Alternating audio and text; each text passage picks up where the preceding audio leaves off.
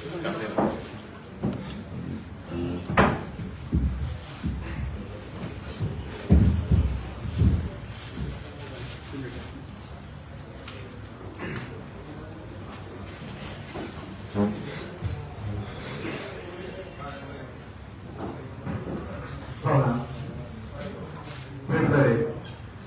Press ക്ലബിന്റെ lead leader പ്രോഗ്രാമിൽ ഇന്നത്തെ നമ്മുടെ വിജയികളുടെ കേരളത്തിന്റെ ബഹുമാന്യനായ പ്രതിപക്ഷ നേതാവ് ശ്രീ വി ഡി സതീശനാണ്. അദ്ദേഹത്തെ മലപ്പുറത്തെ മാധ്യമപ്രവർത്തകർക്ക് വേണ്ടി കേരള പത്രപ്രവർത്തക യൂണിയന് വേണ്ടി ഏറെ സ്നേഹത്തോടെ ഈ വേദിയിലേക്ക് സ്വാഗതം ചെയ്യുന്നു.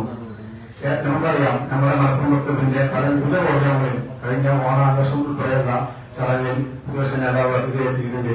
ഇത്രയും തിരക്ക് പിടിച്ച ഈ സമയത്ത് എത്തിച്ചേർന്ന അദ്ദേഹത്തെ ഏറെ സ്നേഹത്തോടെ വീണ്ടും കൂടി സ്വാഗതം പറയുന്നു. മലപ്പുറത്തെ DCCയുടെ പ്രസിഡന്റ്, മലപ്പുറത്തെ പത്രപ്രവർത്തകരുമായി ഏറെ അടുപ്പം കൊടുക്കുന്ന DCC പ്രസിഡന്റ് ഉൾപ്പെടെയുള്ള കോൺഗ്രസ് നേതാക്കൾ എല്ലാവരെയും ഏറെ സ്നേഹത്തോടെ ഈ വേദിയിലേക്ക് സ്വാഗതം ചെയ്യുന്നു. ഇവിടെ എത്തിച്ചേർന്നുള്ള കേരള പത്രപ്രവർത്തക യൂണിയന്റെ സംസ്ഥാന general secretary Suresh Edappal, Malappuram press ക്ലബിന്റെ വൈസ് പ്രസിഡന്റ് ജെ കർമ്മി, സെക്രട്ടറി പി അഫ്താബ്, സംസ്ഥാന മുഖ്യനായ പരേഷ് കുമാർ കല്ലാരി ഉൾപ്പെടെ കർഷകർ പി അഖിലൻ ഉൾപ്പെടെ ഇവിടെ എത്തിച്ചേർന്ന മുഴുവൻ മാധ്യമപ്രവർത്തകരെയും ഏറെ സ്നേഹത്തോടെ വേദിയിലേക്ക് സ്വാഗതം ചെയ്തുകൊണ്ട് അധ്യക്ഷ സ്ഥാനത്തേക്ക് പ്രസ് ക്ലബിന്റെ പ്രസിഡന്റ് മഹേഷ് കുമാർ ക്ഷണിക്കുന്നു.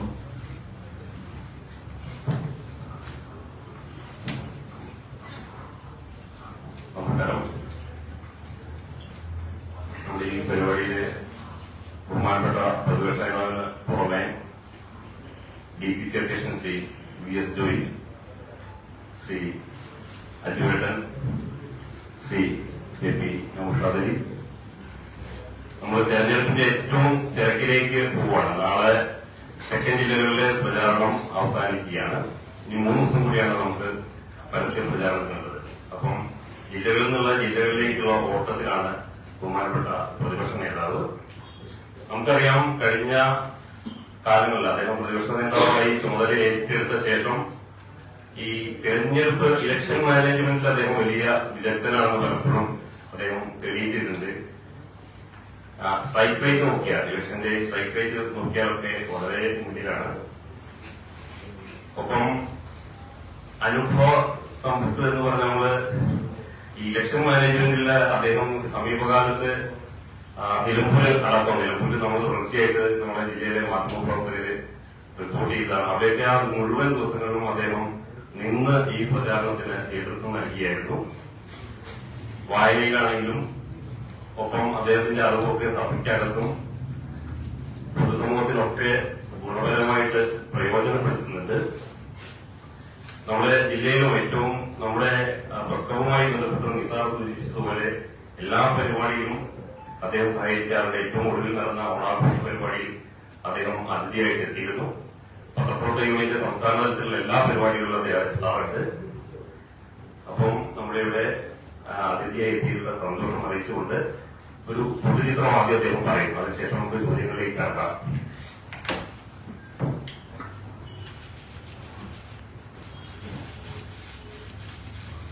ഏറ്റവും പ്രിയപ്പെട്ട പ്രസ് ക്ലബ് പ്രസിഡന്റ്, മറ്റ് ഭാരവാഹികളെ, സഹപ്രവർത്തകരെ, മാധ്യമ, ഒരിക്കൽ കൂടി ഈ തെരഞ്ഞെടുപ്പ് കാലത്ത്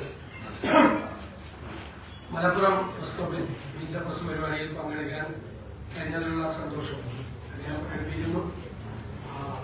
തീർച്ചയായിട്ടും തെരഞ്ഞെടുപ്പ് ഒരു നിയമസഭാ തെരഞ്ഞെടുപ്പ് നടക്കുന്നതിന് മുമ്പുള്ള നിങ്ങളെല്ലാം വിശേഷിപ്പിക്കുന്നത് പോലെയുള്ള ഒരു സെമി ഫൈനലാണ്. ഞാൻ ഇന്നത്തെ കൂടി 12 ജില്ലകളിൽ എന്റെ പര്യടനം പൂർത്തിയാക്കി. നാളെ വയനാടും മറ്റന്നാൾ കോഴിക്കോട് ആകുമ്പോൾ 14 ജില്ലകളും പൂർത്തിയാവും. വലിയ ആത്മവിശ്വാസത്തോടുകൂടിയാണ് UDF നിൽക്കുന്നത്. കാരണം നല്ല തിരിച്ചുവരവ്, ഉജ്ജ്വലമായൊരു തിരിച്ചുവരവ് UDF ഉണ്ടാകും എന്നാണ് ഞങ്ങളുടെ പ്രതീക്ഷ. അതിന് ഒന്നാമത്തെ കാര്യം സർക്കാരിനെതിരായിട്ടുള്ള അതിശക്തമായ ഒരു ജനവികാരം. അത് വീടുകളിൽ കയറിയ സ്ഥാനാർത്ഥികളിൽ നിന്നും പാർട്ടി പ്രവർത്തകരിൽ നിന്നും ഞങ്ങളത് ഒരു ഫീഡ്ബാക്ക് ഞങ്ങൾക്ക് കിട്ടിയിട്ടുണ്ട്. വളരെ ഒരു കാലത്തും കാണാത്ത തരത്തിലുള്ള സർക്കാരിനോടുള്ള പല കാരണങ്ങൾ കൊണ്ടുള്ള വിവിധ ജനവിഭാഗങ്ങൾക്കുള്ള ശക്തമായ പ്രതിഷേധങ്ങൾ.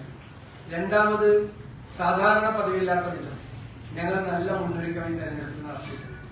ഒരു കൊല്ലം മുമ്പ് തന്നെ എല്ലാ വാർഡ് കമ്മിറ്റികളും രൂപീകരിച്ചു, വോട്ടർ പട്ടികയിൽ പേര് ചേർത്തു, ഞങ്ങൾ round door to door campaign നടത്തി, കുടുംബ സംഗമനം നടത്തി, ഞങ്ങൾ സജ്ജമായി. പിന്നെ പൊതുവെ UDF ഘടകകക്ഷികൾ തമ്മിലുള്ള തർക്കങ്ങളില്ല. നിങ്ങൾക്ക് തന്നെ അറിയാൻ പറ്റും, മലപ്പുറത്തൊക്കെ സാമ്പാർ മുന്നണിയും പറ്റുന്നില്ല. ഈ പ്രാവശ്യം എല്ലാവരും ഒരുമിച്ച് ഒറ്റക്കെട്ടായിട്ടാണ് നിൽക്കുന്നത്. കോൺഗ്രസിനെ സംബന്ധിച്ചിടത്തോളം റിബൽ സ്ഥാനാർത്ഥികളൊക്കെ വളരെ കുറവാണ്, 10 പോലും ഇല്ല. പുതിയൊരു പ്രതിഭാസം ഒരിക്കലും കാണാത്ത കേരള പാർട്ടികളിലാണ് ഇപ്പോ റിബൽ ശല്യം. CPM-ലേക്ക് സംസ്ഥാന വ്യാപകമായി നിരന്തരമായ റിബൽ ശല്യമാണ്. അപ്പൊ ഞങ്ങൾ ഈ ഗവൺമെന്റിനെതിരായി ഉന്നയിച്ച കുറ്റപത്രം അത് ഗൗരവകരമായി എല്ലാ ഫീൽഡിലും ചർച്ച ചെയ്യുന്നുണ്ട് എന്നാണ് ഞങ്ങളുടെ വിലയിരുത്തൽ. ഇപ്പൊ ശബരിമല വിഷയം ഞങ്ങൾ വളരെ ഗൗരവത്തോടു കൂടി ഉയർത്തിക്കൊണ്ടുവന്ന ഒരു വിഷയമാണ്. അതിപ്പോഴും അത് അന്തരീക്ഷത്തിൽ ഏറ്റവും പ്രധാനപ്പെട്ട വിഷയമായി നിൽക്കുന്നു. കാരണം ശബരിമല അയ്യപ്പ ക്ഷേത്രത്തിലെ ശ്രീകോവിലിന്റെ വാതിലും കട്ടളയും ദ്വാരപാലക ശില്പവും അടക്കം മോഷ്ടിച്ച കവർന്നെടുത്ത ഒരു വലിയ സംഭവമാണ്. കേരളം തന്നെ അമ്പരന്ന് നിൽക്കുകയാണ്. മുഖ്യമന്ത്രിയുടെ ഏറ്റവും വിശ്വസ്തനായ 2 മുൻ ദേവസ്വം ബോർഡ് പ്രസിഡന്റുമാർ, സമുന്നതരായ 2 CPM നേതാക്കൾ ജയിലിലാണ്. അവർക്കെതിരായി നടപടി സ്വീകരിക്കാൻ പോലും ഇതുവരെ CPM തയ്യാറായിട്ടില്ല. CPM അവരെ തൊഴിലാണ്.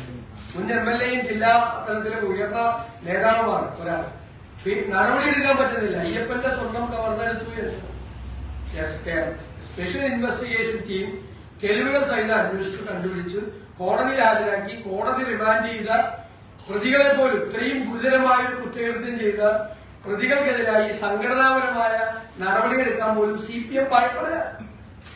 എന്നിട്ട് എടുക്കില്ലെന്ന് പറഞ്ഞു. ഇപ്പൊ എടുക്കില്ല, കാരണം അവരിനി പുതിയ നേതാക്കളുടെ പേരുകൾ വെളിപ്പെടുത്തുമോ എന്നുള്ള ഭയമാണ് CPM. ഗവൺമെന്റ് ഇതിന് കുടപിടിച്ചു കൊടുക്കുകയാണ്. ഇപ്പൊ തന്നെ SIT-യുടെ മീതെ അതിശക്തമായ സമ്മർദ്ദമുണ്ട്. തെരഞ്ഞെടുപ്പ് നടക്കുന്നുണ്ട്. SIT കഴിഞ്ഞ കുറച്ചു ദിവസമായിട്ട് ഒരു ഫംഗ്ഷനിങ് അല്ല. ഇല്ലെങ്കിൽ മുൻ മന്ത്രി, ദേവസ്വം മന്ത്രി കനകപ്പള്ളി സുരേന്ദ്രനെ ചോദ്യം ചെയ്യുന്നത് ഉൾപ്പെടെയുള്ള നടപടിക്രമങ്ങൾ പൂർത്തിയാക്കേണ്ട സമയം അതിക്രമിച്ചു. അപ്പോ SIT ഹൈക്കോടതി രൂപീകരിച്ച ഹൈക്കോടതി രൂപീകരിച്ചാണെങ്കിലും സംസ്ഥാനത്തെ ആഭ്യന്തര വകുപ്പിന്റെ കീഴിലുള്ള പോലീസ് ഉദ്യോഗസ്ഥന്മാരാണ്. അവരുടെ മീതെ ഒരു അനാവശ്യമായ സമ്മർദ്ദം ചെലുത്തി ഈ തെരഞ്ഞെടുപ്പ് കഴിയുന്നത്, അല്ലാതെ നിൽക്കില്ല, അത് കഴിയുന്നത് വരെ മാറ്റിക്കൊടുക്കാനുള്ള ഒരു ശ്രമമാണ് നടത്തുന്നത്. അപ്പോ ശബരിമലയിലെ കേസിൽ, സ്വർണ്ണക്കൊള്ള കേസിൽ ജയിലിലായ CPM നേതാക്കന്മാരുടെ ഘോഷയാത്ര തുടങ്ങിയിട്ടേ ഇനിയും ഒരുപാട് പ്രധാനപ്പെട്ട നേതാക്കൾ വരും. കഴിഞ്ഞ ദിവസം ജാമ്യം നിഷേധിച്ചുകൊണ്ട് ഹൈക്കോടതി തന്നെ പറഞ്ഞിട്ടുണ്ട് 1 തോക്ക്, ഇതിന്റെ പുറകിൽ ബിഗ് ഗൺസ് എന്നുള്ള വാക്കാണ്. ഉണ്ണികൃഷ്ണൻ പൊറ്റിയുമായിട്ടുള്ള ബന്ധമുള്ള 1 തോക്കുകൾ ഇനിയുണ്ട്. അവരും അന്വേഷണത്തിന്റെ പരിധിയിൽ വരണം എന്ന് ജാമ്യാപേക്ഷ തള്ളിക്കൊണ്ടുള്ള ഗവൺമെന്റിന്റെ ഒരു വലിയ സംഭവം. അത് വളരെ ഗൗരവമാണ്. പിന്നെ സംസ്ഥാനം, ഇന്ത്യയിൽ ഏറ്റവും കൂടുതൽ വിലക്കയറ്റമുള്ള 1ാമത്തെ സംസ്ഥാനം കേരളമാണ്. 10 മാസമായിട്ട് ആരോഗ്യ കേരളം വെന്റിലേറ്ററാണ്. സംസ്ഥാനത്തിന്റെ സമ്പദ് വ്യവസ്ഥ തകർന്നു തരിപ്പണമായി. കാർഷിക മേഖല തകർന്നു. വിദ്യാഭ്യാസ മേഖലയിൽ അനിശ്ചിതത്വമാണ്. പട്ടികജാതി പട്ടികവർഗക്കാരുടെ ഫണ്ടുകൾ വെട്ടിക്കുറയ്ക്കുന്നവരുടെ ഗ്രാസ് പോലും കൊടുക്കുന്നില്ല. മത്സ്യത്തൊഴിലാളികളുടെ രൂക്ഷമായ പ്രശ്നങ്ങളുണ്ട്. മലയോരത്ത് താമസിക്കുന്നവരെ വന്യജീവികൾക്ക് വിട്ടുകൊടുത്തിരിക്കുകയാണ്, വിധിക്ക് വിട്ടുകൊടുത്തിരിക്കുകയാണ്. അങ്ങനെ കേരളത്തിലെ എല്ലാ വിഭാഗത്തിലും പെട്ട ആളുകൾക്ക് അതിശക്തമായ പ്രതിഷേധം ഗവൺമെന്റിനോട് നിലനിൽക്കുന്നു എന്ന് യാഥാർത്ഥ്യമാണ്. അപ്പോ 2ാമത്തെ വിഷയം, ഇന്നലെ വീണ്ടും കൊല്ലം ജില്ലയിൽ കൊട്ടിയത്ത് ഹൈവേ തകർന്നു. കഴിഞ്ഞ 2 ആഴ്ച മുമ്പാണ് ഒരാൾ വാഹനത്തിന് വീതിമീൻ ഒരാൾ മരിച്ചത്.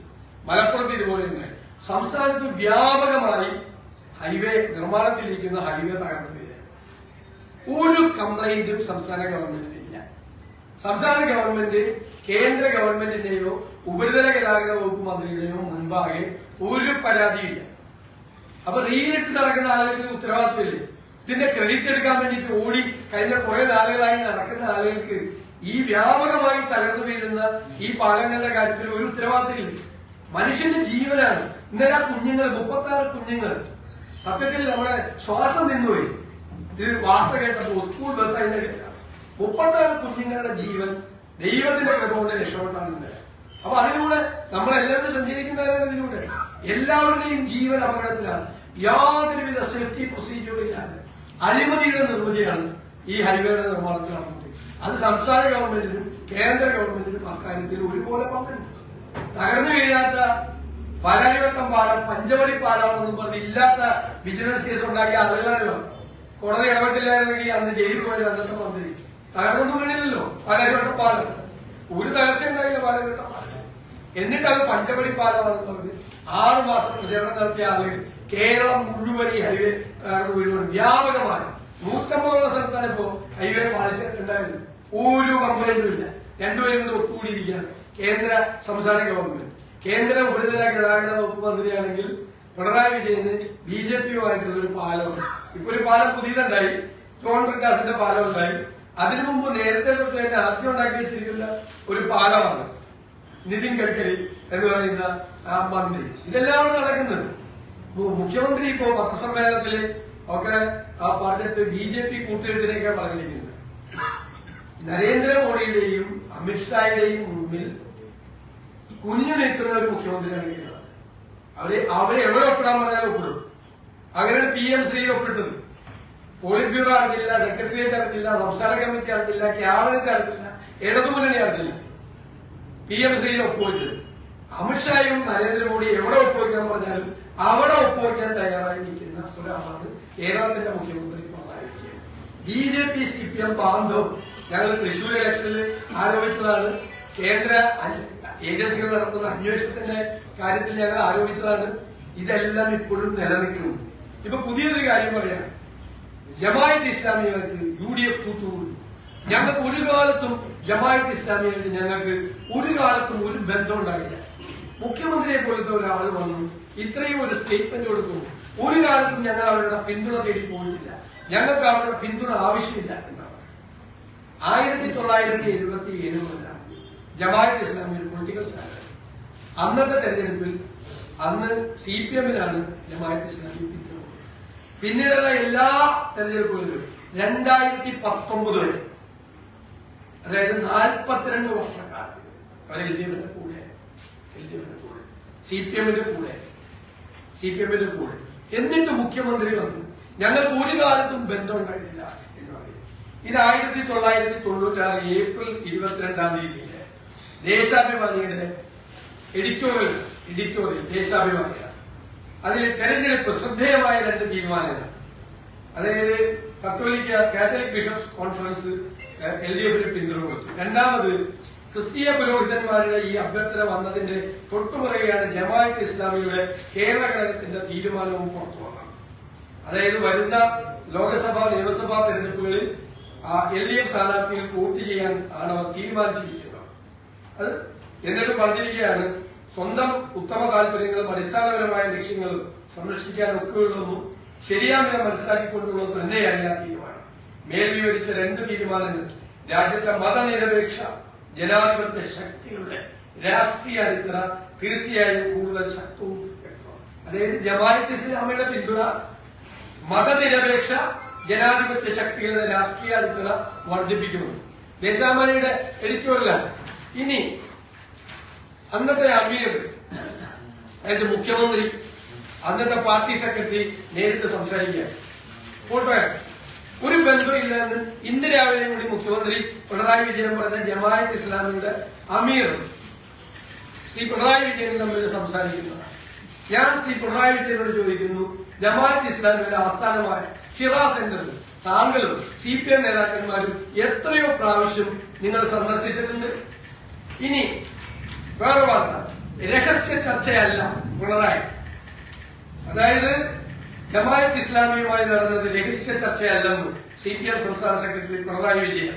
ഇക്കാര്യത്തിൽ ഒരനാവശ്യ വിവാദവും ഉണ്ടാക്കേണ്ട കാര്യമില്ല. എന്നാൽ ഒരു കാര്യം വ്യക്തമായി പറയാം, ഞങ്ങൾക്കിടയിലുണ്ടായ അകൽച്ച മാറി. ഞങ്ങളിപ്പോൾ ഒരുമിച്ചാണ്. അതെ, ജമാഅത്ത് ഇസ്ലാമി ഇത് ഒരു കാലത്തും ബന്ധമില്ലായിരുന്നു എന്ന് പറഞ്ഞാൽ മനസ്സിലായി. ഇനി ജമാഅത്ത് ഇസ്ലാമിയുമായി പല വിഷയങ്ങളിലും CPM-ന് യോജിപ്പ്. തോമസ് ഐസക്, ഇതൊക്കെ കേരളത്തിലല്ലേ നടക്കുന്നത് കാര്യങ്ങളും. ഇനി ദേശാഭിമാനി കഴിഞ്ഞു. ജമാഅത്ത് ഇസ്ലാമി പിന്തുണ LDF-ന് ദേശാഭിമാനി പത്രം. എന്താണ് കാര്യം? കോൺഗ്രസിന്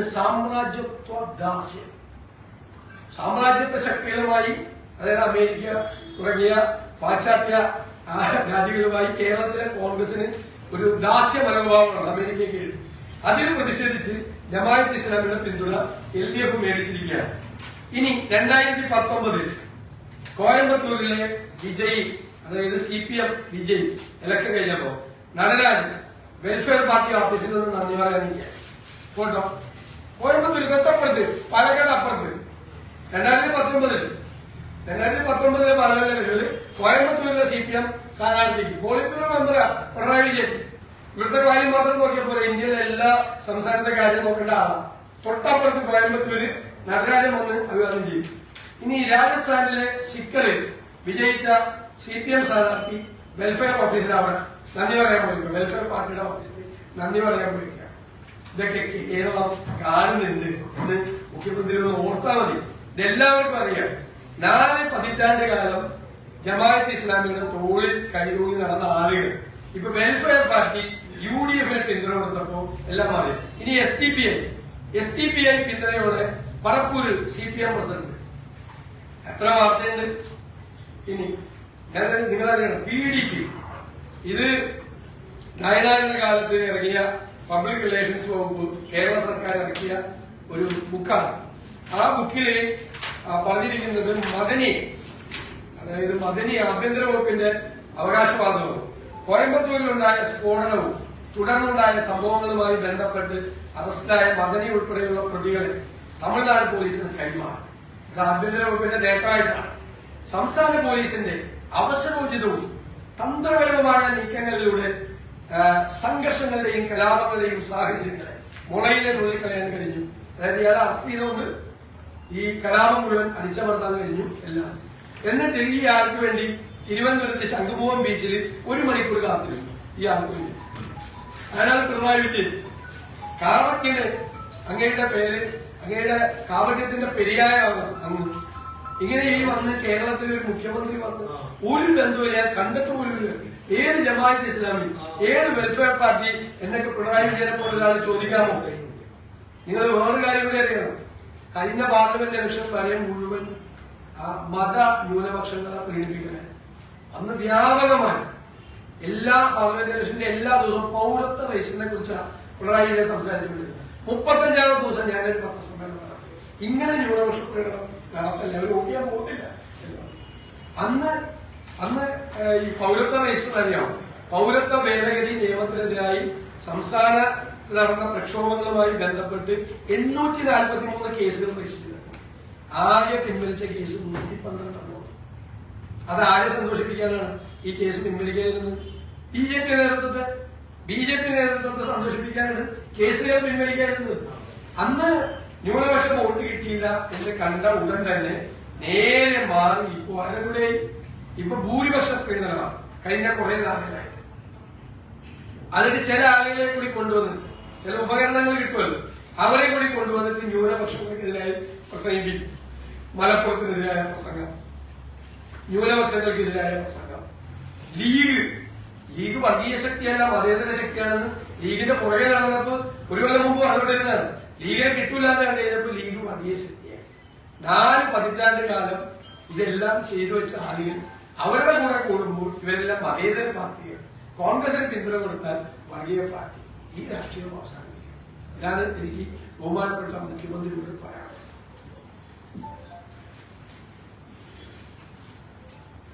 ഈ ജമാഅത്ത് ഇസ്ലാമി CPM മതത്തെ കുറിച്ച് പറയുമ്പോഴും കോൺഗ്രസ് ഇപ്പോഴും കോൺഫിഡന്റ് ആണോ വെൽഫെയർ പാർട്ടി ഞങ്ങളുടെ കൂടെ ഉണ്ട് എന്ന് പറയാം? അല്ല, വെൽഫെയർ പാർട്ടി ഞങ്ങൾക്ക്, ഞാൻ പല പ്രാവശ്യം ആവർത്തിച്ചു പറഞ്ഞത്, ഞങ്ങൾക്ക് പിന്തുണ നൽകിയിട്ടുണ്ട്. 2019 അവര് ദേശീയ തലത്തിലെ രാഷ്ട്രീയം എടുത്തിട്ട് കോൺഗ്രസ് ദുർബലമാകാൻ പാടില്ല എന്നുകൊണ്ടാണ്. ബാക്കിയുള്ള സംസ്ഥാനങ്ങളിൽ കോൺഗ്രസിന്റെ കൂടെ ഇന്ത്യ മുന്നണിയിൽ നിൽക്കുന്നവർക്കാണ് അവർ പിന്തുണ കൊടുത്തത്. അതല്ലേ കോയമ്പത്തൂരിൽ ഇന്ത്യ മുന്നണിയുടെ ഭാഗമായി അവിടെ DMK കോൺഗ്രസ് മുന്നണിയിൽ മത്സരിച്ച CPM സ്ഥാനാർത്ഥിക്ക് അവർ പിന്തുണ കൊടുത്തു. ഇവിടെ കോൺഗ്രസിന് പിന്തുണ കൊടുത്തു. കോൺഗ്രസാണ് അവിടെ ജയിച്ചു വരേണ്ട അവർ തീരുമാനിച്ചു. ഞങ്ങൾ അവരെ തള്ളി പറഞ്ഞിട്ടില്ല, ഞങ്ങൾക്ക് അവരുടെ പിന്തുണ വേണ്ട എന്ന് പറഞ്ഞിട്ടില്ല, ഞങ്ങൾ അവരുടെ പിന്തുണ സ്വീകരിച്ചിട്ടുണ്ട്. ഞാൻ പല പ്രാവശ്യം പറഞ്ഞല്ലോ, നിലമ്പൂർ ഉപതെരഞ്ഞെടുപ്പിലും അവര് ഞങ്ങൾക്ക് പിന്തുണ തന്നു, ഞങ്ങൾ സ്വീകരിച്ചു.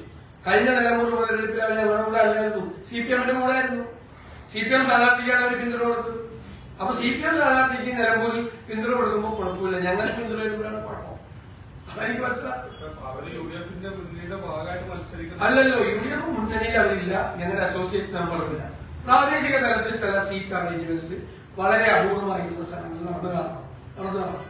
ഈ രാഹുൽ മാങ്കൂട്ടത്തിനെതിരായ ആരോപണങ്ങൾ അത് പൊതുസമൂഹത്തിന്റെ മുന്നിലും UDF സംവിധാനത്തിനുള്ളിലും നിയമപരമായും എല്ലാ വിധത്തിലും നിലനിൽക്കുമ്പോഴും കോൺഗ്രസ് പാർട്ടിയിൽ നിന്ന് രാഹുലിനെ പുറത്താക്കുന്നത് കോടതി രാഹുലിന്റെ മുൻകൂർ ജാമ്യാപേക്ഷ തള്ളിയതിനു ശേഷം മാത്രമാണ്. കോടതി രാഹുലിന്റെ ജാമ്യാപേക്ഷ തള്ളുന്നു, മിനിറ്റുകൾക്കുള്ളിൽ രാഹുലിനെ പുറത്താക്കുന്നു. അപ്പൊ അതുവരെ ഈ രാഹുലിനെതിരായി വരുന്ന ആരോപണങ്ങൾ പാർട്ടിക്ക് ബോധ്യപ്പെട്ടിരുന്നില്ലേ? ഇനി അതല്ല, ഈ തെരഞ്ഞെടുപ്പ് മുന്നിൽ കണ്ടുകൊണ്ടുള്ള ഒരു നിവൃത്തിയില്ലായ്മ കൊണ്ടുള്ള ഒരു പുറത്താക്കലായിരുന്നു. ഇത് ഒരുപാട് പ്രാവശ്യം ചോദിച്ചതിന് മറുപടി പറയാൻ ഒരു മറുപടി പോലും ആ ചോദ്യത്തിന് അർഹിക്കുന്നില്ല.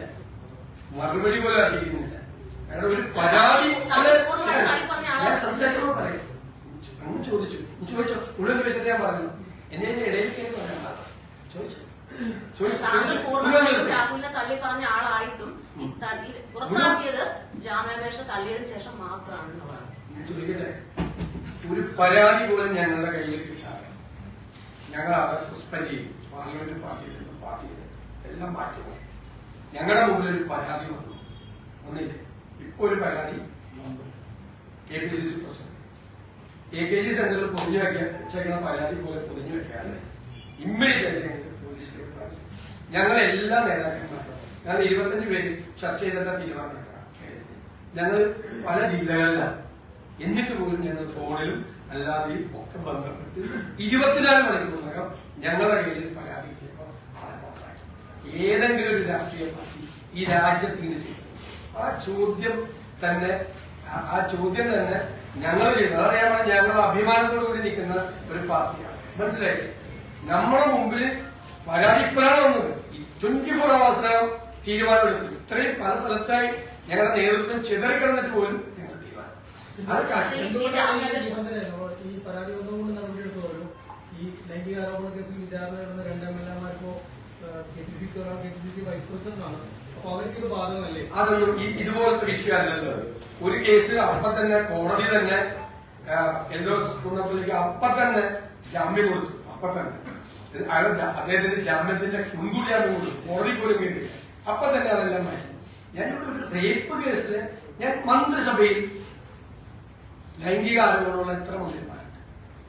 ലൈംഗിക സ്ത്രീ വിഷയമായി ബന്ധപ്പെട്ട ആരും അവരെല്ലാം ചേർത്ത് വെച്ചിട്ടാണ് പിണറായി വിജയൻ ഇന്നലെ പറയുന്നത് കേട്ടിട്ട് എനിക്ക് തന്നെ ചിരിയുള്ളൂ. പിന്നെ 2 പേരെ കൈ പിടിച്ച് പൊക്കിക്കൊണ്ട് നിൽക്കുക, 2 CPM നേതാക്കൾ. ആ 2 പേര് ഞാൻ പേരൊന്നും പറയില്ല, ഞാനങ്ങനെ പേരൊന്നും പറയില്ല. നിങ്ങൾക്ക് അറിയാം 2 പേര് പുള്ളി പിടിച്ചോണ്ട് പൊക്കിക്കൊണ്ട് നിൽക്കുന്നത്. എന്തോ മുഖ്യമന്ത്രിയുടെ ഓഫീസിലില്ല എന്നെ കൂടെ പറയിപ്പിക്കില്ലേ?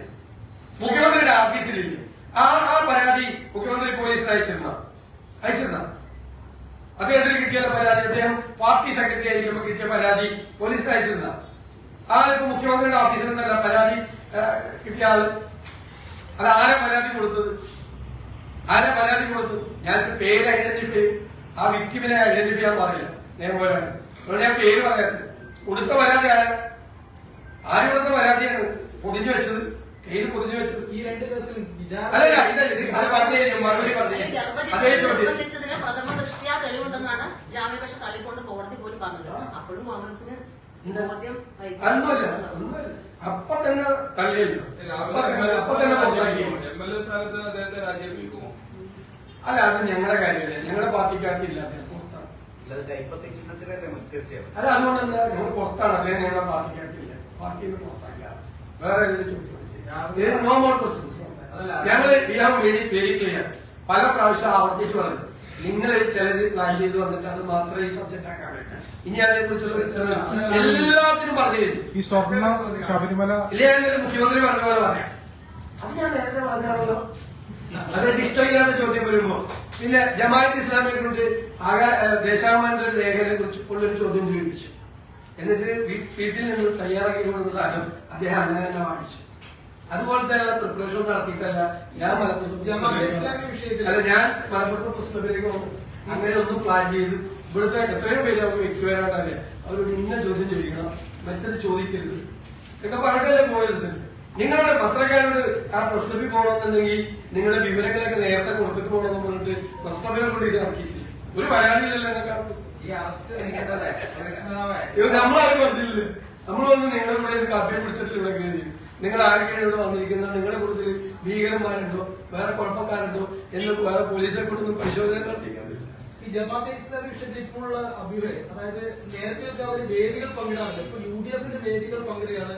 UDF MLA നേതാക്കൾ പോയി അവിടെ തെരഞ്ഞെടുപ്പ് പ്രചരണം ഉദ്ഘാടനം ചെയ്യണം. ഒരേ വേദി, അത് UDF സംവിധാനത്തിന്റെ ഭാഗമായ ഒരു പ്രവർത്തിക്കുകയാണ്. അതൊരു ശരിയായ സമീപനമാണ്. പറഞ്ഞല്ലോ, മറുപടി പറഞ്ഞു. പിന്നെ ഈ വിഷയം സജീവമായി മുന്നോട്ടെ ഞങ്ങൾക്ക് പിന്തുണ നൽകിയിട്ടുണ്ട്, ഞങ്ങൾ ആ പിന്തുണ സ്വീകരിച്ചിട്ടുണ്ട്. ഞാൻ എത്രയോ പ്രാവശ്യം പറഞ്ഞു. നിങ്ങൾ ഞാൻ പറഞ്ഞ കാര്യത്തിൽ പറയുന്നില്ലല്ലോ. ഇത് ആരാണ് ഞങ്ങളെ വിമർശിക്കുന്നത്? ഞാൻ ഈ ഫോട്ടോകളിൽ കാണിക്കണം. അവരുടെ കൂടെ ഇരിക്കുന്ന പടം ഒന്നുകൂടി കാണിക്കാൻ. അവരുടെ കൂടെ ഇരിക്കുന്ന പടം, അവരുടെ അമീറിന്റെ കൂടെ ഇരിക്കുന്ന പടം, ഇത് നടത്തിയ ആളാണ് വന്നിട്ട് നമ്മളോട് ഞങ്ങളെ പറഞ്ഞല്ലോ. ഞങ്ങൾക്ക് അവർ പിന്തുണ നൽകുന്നുണ്ട്. പ്രാദേശികമായി ചില അറേഞ്ച്മെന്റ്സ് ഉണ്ടെന്ന് ഞങ്ങൾ പറഞ്ഞല്ലോ. മുന്നണിയിലില്ല എന്ന് പറഞ്ഞല്ലോ. മുന്നണിയിലുണ്ടെങ്കിൽ നിങ്ങൾ അറിയിക്കില്ലേ? മുന്നണിയിലില്ല, മുന്നണിയിലെ അസോസിയേറ്റ് നമ്പറല്ല. ഞങ്ങൾ ഇല്ലാന്ന് നേരത്തെ പറഞ്ഞല്ലോ. അവർ ഞങ്ങളുടെ മുന്നണിയിലെ ഭാഗമായിരിക്കില്ല, ഞങ്ങളുടെ അസോസിയേറ്റ് മെമ്പറും ആയിരിക്കില്ല എന്ന് ഒക്കെ നേരത്തെ ഞാൻ പറഞ്ഞു. അതൊക്കെ പാർട്ടി ചർച്ച ചെയ്ത് തീരുമാനമെടുക്കും. UDF ചർച്ച ചെയ്ത് തീരുമാനം. അടുത്ത കാലത്ത് വരെ മതരാഷ്ട്രവാദം പരസ്യമായിട്ട് പ്രസംഗിച്ച ഒരു പാർട്ടിയാണ് ഈ ജമാഅത്തെ ഇസ്ലാമി വെൽഫെയർ പാർട്ടി. അപ്പോ CPM മുമ്പ് കൊണ്ടുനടന്നിരുന്നു ഒരൊറ്റ കാരണം കൊണ്ട് കോൺഗ്രസും അത് തുടരുന്നു എന്ന് പറഞ്ഞത് ന്യായമുണ്ടോ? അതല്ല, അവർക്ക് യാതൊരു കുഴപ്പമില്ല. അവരുടെ കൂടെ കുടുംബം മതേതരം, ഞങ്ങളുടെ കൂടെ കുടുംബം വർഗീയം എന്ന് പറഞ്ഞാൽ എന്താ അർത്ഥമുള്ളത്? ഇപ്പോ എല്ലാ മുസ്ലിം സംഘടനകളുടെ യോഗത്തിൽ അവർ ക്ഷണിക്കപ്പെടാറുണ്ട്. പണ്ട് അവരെ ക്ഷണിക്കില്ല. എല്ലാവരും ഡോക്ടർ എം കെ മുനീറിന് കഴിഞ്ഞ ദിവസം വീണ്ടും സ്ഥിരീകരിച്ചു അവർ മതരാഷ്ട്രവാദികളാണ്. ഞാൻ ഈ CPM മാത്രമല്ല, ഇപ്പൊ കാന്തപുര വിഭാഗം പറയുന്നു, സമസ്തയിലെ ചില നേതാക്കൾ പറയുന്നു ഈ ഒരു യോജിപ്പ് അത്ര നല്ലതല്ല എന്നുള്ള കാര്യം. 2006 തൊട്ട് 2011 വരെ VS ഗവൺമെന്റ് എന്ന സമയത്ത് ഇവര് സിലബസ് കമ്മിറ്റിയില്, കരിക്കുലം കമ്മിറ്റി ഉൾപ്പെടെയുള്ള ഒരുപാട് കമ്മിറ്റികളുണ്ടായിരുന്നു. അന്ന് ഇവരെല്ലാവരും യോജിച്ചുള്ള കമ്മിറ്റിയിൽ ഇരുന്നിട്ടുണ്ട്. പല കമ്മിറ്റികളിൽ അന്നത്തെ അച്യുതാനന്ദ ഗവൺമെന്റ് കാലത്ത് സർക്കാർ കമ്മിറ്റികളിൽ ഇവരെല്ലാം കൂടി 2006 തൊട്ട് 2011 വരെ പല മുസ്ലിം സംഘടനകളിലെ പ്രതിനിധികളും ഈ സംഘടനയുടെ പ്രതിനിധികൾ അന്ന് അത്രയും വലിയ അടുപ്പമായിരുന്നു. അന്നത്തെ ജമാഅത്തെ ഇസ്ലാമി ഇവരെല്ലാവരും ഒരുമിച്ചിരുന്ന ആളുകളാണ്. നമ്മളെ പഴയ ചരിത്രത്തിലേക്കൊന്നും പോകണ്ട. എന്തുകൊണ്ടായിരിക്കും ആ സംഘടനകൾ ഇപ്പോ അല്ല, അതെനിക്ക് അറിയില്ല. അത് അവരോട് ചോദിക്കണം. അവരോട് ചോദിക്കുന്നില്ല, എന്നോട് ചോദിക്കുന്നത്. അത് നിങ്ങൾ പോയി ചോദിക്കാം അവരോട്. സമസ്ത UDF-നെതിരായ നിങ്ങൾ അവരോട് പോയി ചോദിക്കണ്ടേ? അവരോട് ചോദിക്കുന്നത് ജിഫ്രി തങ്ങൾ പറയേണ്ട മറുപടി VD സതീശൻ പറയണതിന് നിങ്ങൾ അവരോട് ചോദിച്ചപ്പോൾ അദ്ദേഹം നല്ല വ്യക്തമായിട്ട് മറുപടി പറയുന്നുണ്ട്. ഈ നല്ല പച്ചക്ക് നല്ല മറുപടി പറയുന്നുണ്ട്. നിങ്ങൾ ചോദിച്ചത് നിലമ്പൂരിൽ പറഞ്ഞത് ഈ ജമാഅത്തെ ഇസ്ലാമി മത തീവ്രവാദം ഉപേക്ഷിച്ചു ആ നിലപാടിട്ടുണ്ടോ? മതരാഷ്ട്രവാദം ഉപേക്ഷിച്ചു. ഈ ശബരിമല വിഷയത്തില് ഹൈക്കോടതി ഒരു SIT നിയമിച്ചത് അങ്ങനെ ഗുരുതരമായിട്ടുള്ള ഒരു ആരോപണം പറഞ്ഞത് ഹൈക്കോടതി അപ്പോയിന്റ് ചെയ്ത ഒരു SIT സംസ്ഥാന ആഭ്യന്തര വകുപ്പ് ഫ്രീസ് ചെയ്ത് വെച്ചിരിക്കുകയാണ്. അങ്ങനെ ഫ്രീസ് ചെയ്തതൊന്നും ഞാൻ പറഞ്ഞു. ഞങ്ങള് CBI അന്വേഷണം വേണമെന്നാണ് ആവശ്യം. പക്ഷെ ബഹുമാനപ്പെട്ട ഹൈക്കോടതി നേരിട്ട് ഒരു SIT നിയമിച്ചു. അത് ഗവൺമെന്റിനോട് നിയമിക്കാനല്ല പറഞ്ഞു. ഹൈക്കോടതി എന്നെ സെലക്ട് ചെയ്യും. എന്നിട്ട് ഗവൺമെന്റിന് ഒരു റിപ്പോർട്ടും കൊടുക്കുന്നു. റിപ്പോർട്ടെല്ലാം ഹൈക്കോടതിയിലേക്ക് തരണമെന്ന്. ഞങ്ങൾ അതിനെ സ്വാഗതം ചെയ്യും. ഞാൻ ഇപ്പോഴും SIT സംശയിക്കുന്നില്ല. കാരണം ഹൈക്കോടതിയുടെ മേൽനോട്ടത്തിൽ അന്വേഷണം നടക്കും. പക്ഷെ അവരുടെ മീതെ അതിശക്തമായ പ്രശ്നമുണ്ട്. ഇത് ഒന്ന് വൈകിപ്പിക്കുക. കാരണം അവര് പോലീസ് വകുപ്പിലെ ഉദ്യോഗസ്ഥരല്ലേ. പോലീസ് വകുപ്പിലെ ഉദ്യോഗസ്ഥരായിട്ടുള്ള ആളുകളാണ്. മുഖ്യമന്ത്രിയുടെ ഓഫീസിൽ നിന്ന് അതിശക്തമായ സമ്മർദ്ദമുണ്ട്. ഈ സമ്മർദ്ദം അവരുടെ മീതെ നേരെ വാസുവിനെ അറസ്റ്റ് ചെയ്യാൻ ഉണ്ടായിരുന്നു. പക്ഷെ അവരുടെ എല്ലാ തെളിവുകളും വാസുവിനെ അറസ്റ്റ് ചെയ്യാൻ വേറെ ഒന്നുമില്ലാത്തതുകൊണ്ടും കോടതി നേരിട്ട് ഇടപെടുന്നതുകൊണ്ടും വാസുവിനെ അറസ്റ്റ് ചെയ്തു. പിന്നെ അക്കൗമാരുടെ കാര്യത്തിൽ സമ്മർദ്ദം ഉണ്ടായില്ല. കാരണം അക്കൗമാരുടെ കാര്യത്തിൽ കുറെ കൂടെ തെളിവുകൾ ഇപ്പൊ പറഞ്ഞല്ലോ. 2 കേസിൽ അക്കൗമാർ പ്രതിയായിക്കാം. 2 കേസിൽ അതായി. ഇതിപ്പോ ഒരു ഡിലേ. ഞാൻ SIT-യിലെ സംശയം പ്രകടിപ്പിക്കുക. SIT-യുടെ മീതെ സമ്മർദ്ദമാണെന്നാണ്. ഭയങ്കര സമ്മർദ്ദം ചെലുത്തുവാണ് മുഖ്യമന്ത്രിയുടെ ഓഫീസ്. അവരെല്ലാം പോലീസ് ഉദ്യോഗസ്ഥരല്ലേ. പത്മകുമാർ പറഞ്ഞു പിന്നെ തന്ത്രിയാണ് കൊച്ചിയെ പരിചയപ്പെടുത്തി കൊടുത്തത്. തന്ത്രിയാണ് ഈ വൻതോക്ക് എന്ന് മാത്രമല്ലല്ലോ പറഞ്ഞിരിക്കുന്നത്. തന്ത്രിയുടെ പേര് മാത്രമല്ലല്ലോ പറഞ്ഞിരിക്കുന്നത്. തന്ത്രിയുടെ പേര് മാത്രമല്ല കോടതി സൂചിപ്പിച്ച വൻതോക്ക് അല്ല തന്ത്രിയുടെ മാത്രമല്ലല്ലോ. തന്ത്രിക്ക് അധികാരമില്ലാത്തതാണ്. അധികാരം ഉള്ള ആളുകളാണ്. കോടതി പറഞ്ഞിരിക്കുന്ന അധികാരമുള്ള വൻതോക്കാണ്. ഈ 2 മുൻ ദേവസ്വം ബോർഡ് പ്രസിഡന്റുമാർ ഉണ്ണികൃഷ്ണൻ പോറ്റിയെ അവർക്ക് പരിചയപ്പെടുത്തി കൊടുത്ത ആരാന്ന് പറഞ്ഞിട്ടുണ്ട്. ഞാൻ കടകംപള്ളി സുരേന്ദ്രനോട് ഞാൻ ചോദിച്ചില്ല ഏത് കോടീശ്വരനാണ് ഇത് കൊണ്ടുപോയി വിറ്റതെന്ന് ഞാൻ ചോദിച്ചല്ലോ. കടകംപള്ളി സുരേന്ദ്രനും ഈ ഉണ്ണികൃഷ്ണൻ പോറ്റിയുമായിട്ട് 2018-ലും 2019-ലും ഉള്ള ഗാഢമായ ബന്ധത്തിന്റെ തെളിവുകൾ എന്റെ കയ്യിൽ. ഈ കോൺഗ്രസ് സർക്കാരിന്റെ കാലത്താണ് ഗുരുവായൂരും വൈദ്യക്ഷേത്രത്തിലേക്ക് ഇത്തരം സമാനമായ മോഷണം നടന്നത്. അതിലൊന്നും തുല്യമുതൽ കണ്ടെടുക്കാൻ പോലും കഴിഞ്ഞിട്ടില്ല എന്നുള്ള ആരോപണം. അത് ഇന്നലെ ഗോവിന്ദ മാഷ അബദ്ധം പറഞ്ഞ അത് താങ്കൾ ഇവിടെ വന്നിട്ട് ആവർത്തിക്കുകയാണ്. അതായത് ഗുരുവായൂരിൽ ഒരു ആഭരണം നഷ്ടപ്പെട്ടു. ആഭരണം നഷ്ടപ്പെട്ടപ്പോ കാലാവധി പൂർത്തിയാക്കിയ മേൽശാന്തിയുടെ കയ്യിൽ നിന്ന് ഇപ്പോൾ പുതിയ മേൽശാന്തി വന്ന് കണക്കെടുത്തപ്പോഴാണ് ഇത് കാണാൻ. അപ്പൊ പിരിഞ്ഞുപോയ മേൽശാന്തിയുടെ കയ്യിൽ നിന്ന് പണം ഈടാക്കി 50,000 രൂപ ഈടാക്കി. അതിനുശേഷം വർഷങ്ങൾക്ക് ശേഷം ഒരു മാധ്യമ സ്ഥാപനത്തിൽ ഇത് ഓർമ്മ മാതൃഭൂമിയാണ് ഒരു ഫോൺ വന്നു. അത് മണിക്കിണറിൽ കിടക്കുന്നുണ്ട്, ചെളിയിൽ പൊതിഞ്ഞ് കിടക്കുന്നുണ്ട്. ഈ നമ്പൂതിരി കുറ്റക്കാരനല്ല. ഈ നമ്പൂതിരിയെ പ്രതിയാക്കാൻ വേണ്ടി മനഃപൂർവ്വമായിട്ട് ഒരാൾ ചെയ്തതാണ് എന്ന് പറഞ്ഞ് ഫോണും വന്നു, വിവരങ്ങളും വന്നു. അതിന്റെ അടിസ്ഥാനത്തിൽ മണിക്കിണർ വട്ടിച്ചു. ഇത് തിരിച്ചു കിട്ടി. അത് ഗൗരവമായ അറിഞ്ഞില്ല. അത് എന്നിട്ട് ഒരു എത്രയോ വർഷക്കാലം കെ കരുണാകരൻ ഗുരുവായൂരിലെ തിരുവാഭരണം മോഷ്ടിച്ചതാണ് എന്നുവരെ പ്രചരണം നടത്തി CPM. കെ കരുണാകരൻ ഈ കേരളത്തിന്റെ ഏറ്റവും വലിയ ഗുരുവായൂരപ്പ ഭക്തനായ ആ വലിയ മനുഷ്യൻ തിരുവാഭരണം അടിച്ചു മാറ്റിയെന്ന് കേരളം മുഴുവൻ പ്രചരണം നടത്തിയ വൃത്തികെട്ട പാർട്ടിയാണ് CPM. വൃത്തികെട്ട പാർട്ടി കെ കരുണാകരനെ കുറിച്ച്. ആ തിരുവാഭരണമാണ് മണിക്കിണറിലെ ചെളിയിൽ കൊണ്ടുകിടന്നത്. മണിക്കിണർ വറ്റിച്ചപ്പോൾ തിരിച്ചു കിട്ടി. അത് ആ തന്ത്രിയെ മേൽശാന്തിയെ കൊടുക്കാൻ വേണ്ടി ആരോ ചെയ്തതാണ്. ഇതല്ല, അത് മറ്റേ കള്ളന്മാരാണ്. ഏറ്റുമാനത്തെ ഞാൻ പറയാം, അത് കള്ളന്മാരാണ്. അതായത് പ്രൊഫഷണൽ കള്ളന്മാർ, സ്റ്റീഫനെ പോലുള്ള പ്രൊഫഷണൽ കള്ളന്മാർ. CPM-ൽ ഇത്രയും പ്രൊഫഷണൽ കള്ളന്മാരുണ്ടെന്ന് നമ്മൾ ഇപ്പോഴാണ് മനസ്സിലായില്ല. മറുപടി മനസ്സിലായില്ല. ഇത്രയും വലിയ പ്രൊഫഷണൽ കള്ളന്മാർ. അതായത് ദ്വാരപാലക ശില്പം, സ്വർണം പൊതിഞ്ഞ ദ്വാരപാലക ശില്പം കോടതിയാവുന്നത് അത് പൂശാനെന്നുള്ള വ്യാജേന അവിടെ നിന്ന് എടുത്തുകൊണ്ടുപോയി ഒരു കോടീശ്വരത്തിൽ വിറ്റു. എന്നിട്ട് വ്യാജമായി ചെമ്പിൽ ഈ ദ്വാരപാലക ശില്പം ഉണ്ടാക്കി. എന്നിട്ട് അത് പോയി ഇവിടുന്ന് പൂശിക്കൊണ്ടുവന്നു. എവിടെ പോയി? മറ്റത് പൊതിഞ്ഞതായിരുന്നു. ചെന്നൈ കൂടുതൽ പൂശിക്കൊണ്ടുവന്നു. It was sold to a wilful purchaser എന്നാണ് കോടതി പറഞ്ഞത്. പിന്നെ വേറൊരു കാര്യം കൂടി പറഞ്ഞത് ഇത്രയും ചോദിച്ചോണ്ട് പറഞ്ഞില്ല. ഇത്രയും ചോദിച്ചോണ്ടൊന്നും പറഞ്ഞില്ല. കോടതി ഒരു കാര്യം പറഞ്ഞു. 2019 ഈ കൊള്ള നടന്നത് ഇപ്പൊ ഉള്ളവർക്കൊക്കെ അറിയാൻ പറ്റും. എന്നിട്ടും വീണ്ടും സാധാരണ കള്ളന്മാരെന്താ ചെയ്യുന്നത്? ഒരു പ്രാവശ്യം മോഷ്ടിച്ചാൽ 3 കൊല്ലം ആരും അറിഞ്ഞില്ലെങ്കിൽ വീണ്ടും കാണും. അത് തന്നെയാണ് ശബരിമലയിൽ നടന്നത്. വീണ്ടും 2024 ആയപ്പോ അപ്പോഴത്തെ ദേവസ്വം ബോർഡ് പ്രസിഡന്റിനൊക്കെ കൂടി ഒന്നും കൂടി പൂശാനാകില്ല. എന്തിനാണ് മനസ്സിലായി? 5 കൊല്ലം മുമ്പ് കോടിയോളം ഉണ്ടാക്കിയതാണ്. അപ്പോ തിരുവാഭരണ കമ്മീഷണർക്ക് കത്ത് കൊടുത്തു ഇത് പുറത്തേക്ക് കൊണ്ടുവരുന്നത്. അപ്പോ ദേവസ്വം ബോർഡ് പ്രസിഡന്റ് പ്രശാന്ത് പറഞ്ഞു കൊണ്ടുപോയേ പറ്റുള്ളൂ. ഇത് മാത്രമല്ല ഉണ്ണികൃഷ്ണൻ പോറ്റിയുടെ കയ്യിൽ തന്നെ കൊടുത്തു വിടാൻ പാടുന്നു കോടതി പറഞ്ഞിട്ടുണ്ട്. രണ്ടാമത് കക്കാൻ നോക്കിയതാണ്. കോടതി ഇടപെട്ടില്ലായിരുന്നെങ്കിൽ അയ്യപ്പന്റെ തങ്ക വിഗ്രഹവും പോലെ അടിച്ചു മാറ്റിയാണ്. ഇത്രയും വലിയ മോഷ്ടാക്കൾക്ക് കുട പിടിച്ചു കൊടുക്കാൻ ഒരു പാർട്ടി ഒരു നടപടി പോലും എടുക്കാതെ അത് നല്ല ഒരു ട്രോൾ വന്നല്ലോ. അതായത് മുകേഷ് ജനപ്രതിനിധി അല്ല, അതുകൊണ്ട് നടപടിയില്ല. പത്മകുമാർ ജനപ്രതിനിധി അല്ല, പാർട്ടിക്കാരാണ്, അതുകൊണ്ട് നടപടിയില്ല. ഇതൊക്കെ കേരളം കണ്ടുകൊണ്ടിരിക്കാന്ന് വിചാരിച്ചാൽ ഈ കാലിക്കറ്റ് സർവകലാശാല വേറെ ആരെയും ചോദിക്കുന്നത് ഇത് തന്നെ വന്നിരുന്നത് ഒരാളും